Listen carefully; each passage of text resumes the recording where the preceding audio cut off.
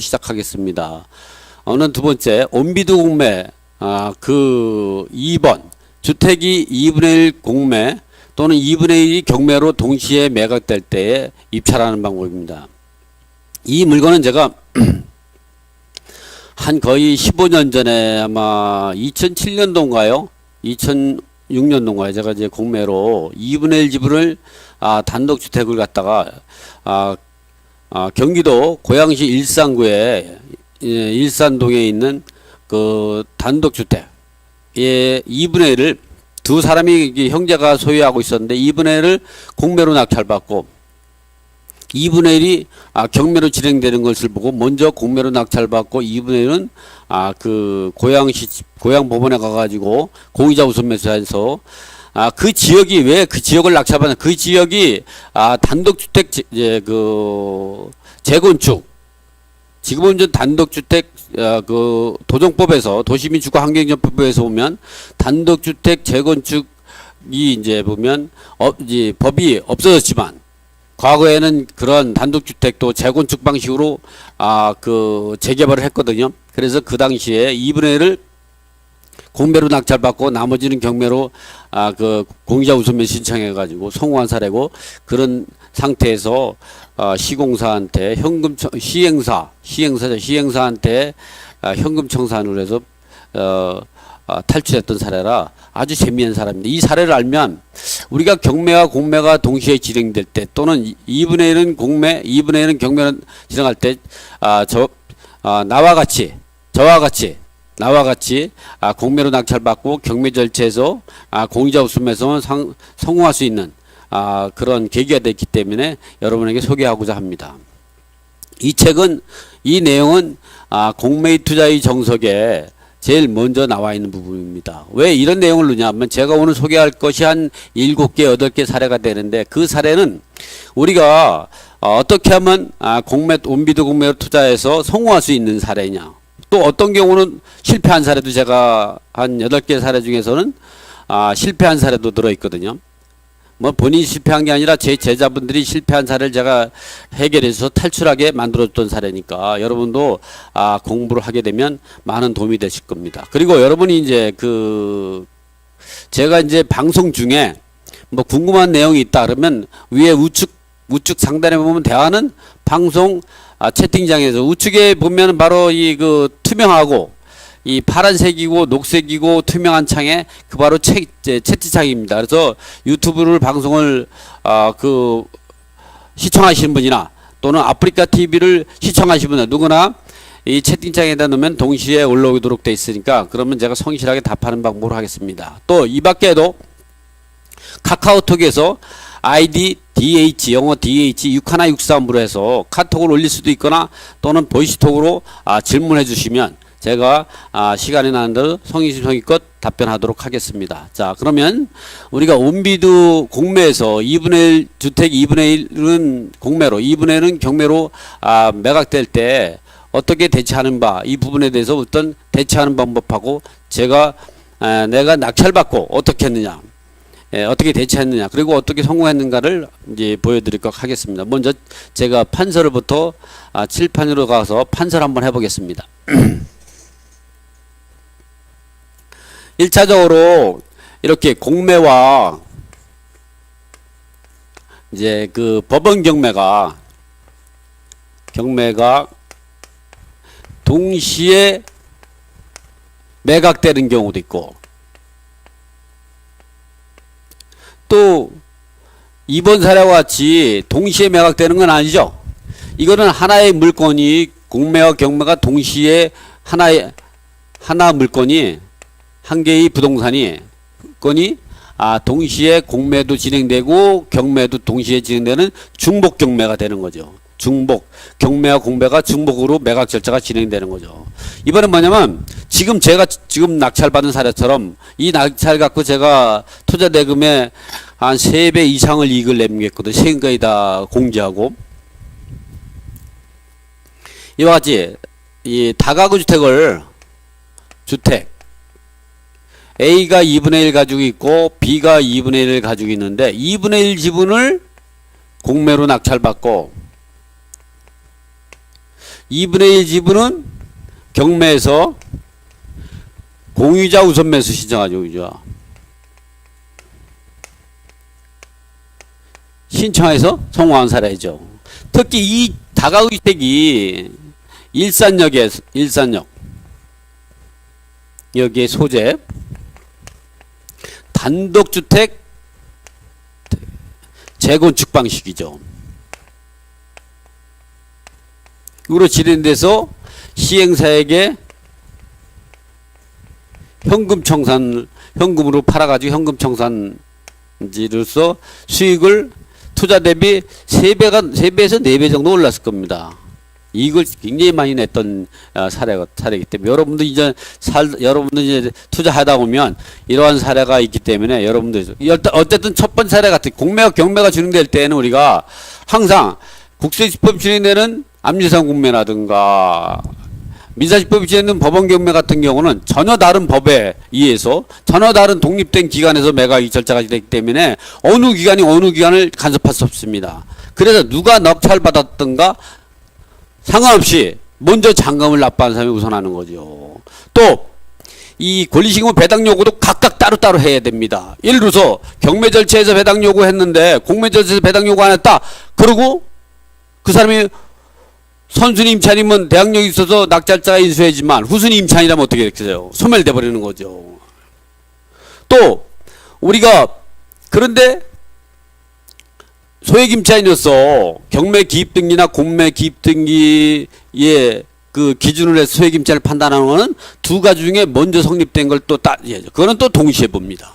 어쨌든 이런 관계에서 이 경매와 공매가 동시에 진행될 때 대응하는 방법, 이 부분은 이제 다음 주에 제가 설명을 드릴 거니까 오늘은 간단히 설명하고, 이렇게 저와 같이 단독주택이 2분의 1이 공매로 매각되고 경매로 매각될 때, 이럴 때에 이 부분을 낙찰받아서 성공하는 사례입니다. 자, 이 부분은 이제 한번 제가 책에 있는 내용을 가지고 한번 이제 보여드리면서 여러분에게 설명해 보고자 합니다. 자, 이 부분이 이제 책에 나왔는데, 제가 이제 이 책을 그대로 이 PC를 다운받아 가지고 이렇게 하니까 상당히 내용이 잘 나오죠. 자, 한번 보세요. 이제 2분의 1은 지분 경매로, 2분의 1은 경매로 동시에 매각될 때, 압류상 공매, 지금 이 사건을 쳐도 지금도 나옵니다. 그러나 이철민이나 이철수는 제가 가명입니다. 그래서 한국재산가격은 압류상 공매 관리번호 2번에 의해서 이철민 집 2분의 지분과 또 2분의 1은 고양지원 2005 타경 25898 이철수 2분의 지분이 동시에 매각되는 경우 등기부를 열람해 보니 알 수 있듯이 주식회사 P&D가 시행사로 시행하는 아파트 부지를 개발 중인 지역으로 먼저 공매로 2분의 1 지분을 낙찰받고 나서 고양지원 경매 절차에 공유자 우선을 신청한 사례다. 이렇게 동시에 매각될 때 본인과 같이 필자와 같이 본인과 같이 이렇게 투자하면 됩니다. 그래서 이렇게 이제 허름한 주택이죠. 근데 이 허름한 주택이고 일산역이 소재하고 여기에 요 부분이 전부 단독주택 재건축 방식으로 이루어졌고, 지금은 이미 아파트가 들어서 가지고 이제 오래됐죠. 벌써 그것도 한 거의 15년 됐네요. 아파트가 들어선 지도. 그래서 이제 보면 이와 같이 이제 일산동에 번지가 있고, 그 다음에 이제 땅이 전체 면적이 122제곱미터인데 그 중에 2분의 1 정도가 나온 겁니다. 소유를 보면 두 사람이 형제가 가지고 있었고, 그래서 보면 등기부 형태를 보면 2분의 1은 61년생이 이철수가 가명입니다. 이철민은 59년생이고 둘이 형제입니다. 그래서 이철민 지분이 공매 나오고 이철수 지분을 보면은 있을 지분은 강제 경매가 진행이 되고 있었죠. 이철민 지분은 지분 압류 공매가 진행되고 있었습니다. 그래서 이 공매 사건에서 말소기준 권리는 전체에 설정된 농업협동조합 근저당권이다. 그런데 압류상 공매는 2분의 1 지분이고 이철민 지분이고 나머지 2분의 1 지분은 강제경매가 진행되고 있다는 걸 알 수 있다. 이러한 경우 농협은 각 지분권자가 선행된 경매 절차에서 전액 우선 변제받을 수 있고 후순위 저당권자 역시 나머지 지분 경매에서 선행 농협 저당권자를 공동저당권자죠. 유사 공동저당권을 민법 368조 2항에 따라서 물상대의할 수 있다. 이것이 민법 368조 1항은 동시매각할 때 동시에 배당하는 방법. 민법 368조 2항은 이시매각 절차에서 이시 배당 사례에서 동시에 배당받을 수 있는 만큼에 대해서 민법 368조에 따라 후순위 저당권자의 물상 대의를 할 수가 있는 거죠. 어쨌든 그런 내용이 기재가 되어 있습니다. 제가 보면은 입찰이 2명이 들어왔죠. 그 제가 1억 2,509만 원을 써서 낙찰받은 사례죠. 어쨌든 이거는 매각 절차를 진행해서 성공한 사례입니다. 여러분들도 이러한 사례가 이제 있을 때 대응 방법은 우리가 이제 지금 설명했듯이 2가지를 이해하시면 됩니다. 이 공매와 경매가 동시에 진행될 때 우리가 이제 누가 먼저 낙찰받았냐는 중요하잖아요. 이럴 때 우리가 3가지를 생각해야 되는데 첫 번째는 매각이 독립적으로 진행된다. 매각 절차가 독립적으로 진행된다. 매각 절차가 독립적으로 진행된다. 여러분이 안 보이시겠네요. 이러할 경우는 글씨가 작아도 좀 안 보이셔도 매각이 이 공매와 경매가 중복해서 진행될 때는 매각 절차가 각각 독립적으로 진행된다. 하나는 캔코에서 진행되고요.